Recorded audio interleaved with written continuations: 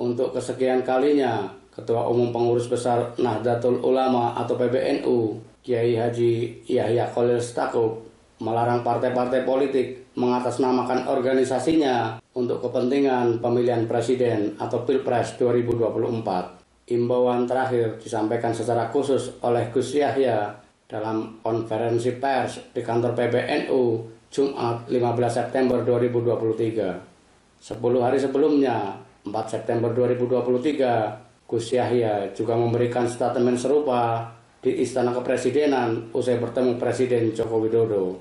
Dalam setahun terakhir, tercatat lebih dari 5 kali pernyataan serupa dikeluarkan. Kita memahami sikap PBNU sebagai bagian dari upaya menjaga amanat agar organisasinya tidak terseret dalam kontestasi politik. Kita pun mendukung NU kembali ke kitohnya sebagai organisasi keagamaan yang konsen pada bidang dakwah Islam, pendidikan, dan kehidupan sosial. Tetapi pernyataan yang berulang-ulang dan sangat gencar justru mengesankan sebagai framing untuk mengembosi Partai Kebangkitan Bangsa atau PKB. Tidak lagi sebatas penegas netralitas PBNU. Bukankah sikap demikian jika didasarkan pada dampaknya berarti PBNU sedang berpolitik? Terlebih jika dibedah dalam konteks Pilpres 2024, pernyataan Gus Yahya jelas-jelas memberikan keuntungan baik langsung maupun tidak langsung kepada bakal calon presiden atau capres dan bakal calon wakil presiden atau cawapres selain yang diusung PKB.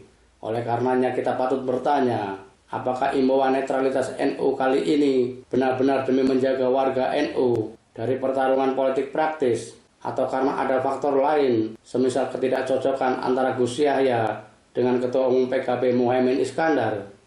Faktanya, pada kontestasi elektoral sebelumnya, PBNU justru menjadi lokomotif terpilihnya Kiai Haji Ma'ruf Amin sebagai wakil presiden Jokowi. Demikian juga pada pemilu dan pilpres sebelumnya. Mari kita berprasangka baik atau husnuzon dan menghormati sikap PBNU seraya mendoakan dapat konsisten pada jalurnya. Tidak dikotori faktor lain apalagi sekedar urusan pribadi karena dampaknya akan tidak baik bagi Nahdliyin.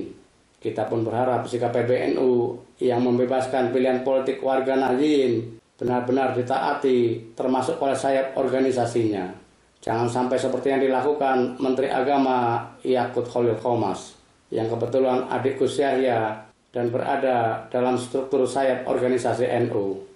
Di sisi lain, Yakut mengimbau agar jangan memilih capres yang menggunakan politik identitas dan memecah belah masyarakat, sesuatu yang menjadi harapan kita semua. Namun pada kesempatan lain, Yakut justru membid'ahkan pihak lain.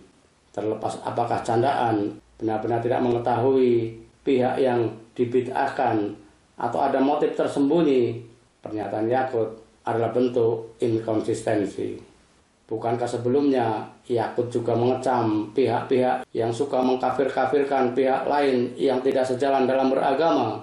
Lalu apa bedanya dengan membid'ahkan seseorang atau pihak lain hanya karena sedang tidak sejalan dalam berpolitik? Pernyataan demikian, terlebih diseru oleh pejabat publik yang digaji dari pajak rakyat, sangat berbahaya dan berpotensi kembali membelah masyarakat dengan jargon-jargon yang lebih menusuk dibanding sebelumnya. Polarisasi dengan mudah terbentuk, manakala para elit masih saja menggunakan politik pembelahan, adu domba untuk memenangkan jagoannya seperti dalam Pilpres 2019, Pilpres terburuk dalam sejarah politik Indonesia. Oleh karenanya, kita menolak dengan keras ujaran yang merendahkan satu kelompok, mengkafir-kafirkan kelompok yang berbeda, apalagi membid'ahkan seseorang atau kelompok yang tidak sejalan. Kita menolak kampanye kebencian atas nama agama. Sekali lagi, kita berharap dan menyeru PBNU serta organ di bawahnya konsisten dengan sikapnya untuk tidak berpolitik, tidak merugikan atau menguntungkan salah satu kontestan di Pilpres 2024. Biarkan Nahdliyin menentukan pilihan politiknya sendiri.